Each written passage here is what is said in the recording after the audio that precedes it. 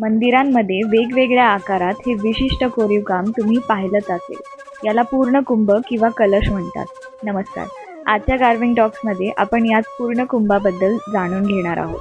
हे कोरीव काम तुम्ही लोणार सरोवराच्या भोवती असलेले श्री वाघ महादेव मंदिरात पाहू शकता. हे गर्भगृहाच्या प्रवेशद्वाराच्या चौकटीवर असलेल्या खांबावरती कोरलेले आहे. इथे कलश आणि त्यातले आंब्याची पाने आहेत.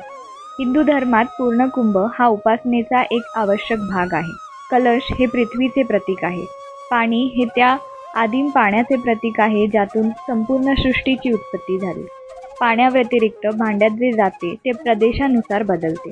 आंब्याची पाने आणि नारळ बहुतेक भागात एक स्थिर घटक आहे. या कोरीव कामामधलं लक्षवेधी गोष्ट माझ्यासाठी तरी कलश आणि पानांमध्ये असलेला गॅप आहे, जे अगदी सुंदर रीतीने कोरलेला आहे. पूर्ण कुंभ असेही सूचित करते की मानव हा निसर्गाचाच भाग आहे आणि जेव्हा निसर्गाची समृद्धी होईल तेव्हाच मानव देखील समृद्ध होईल.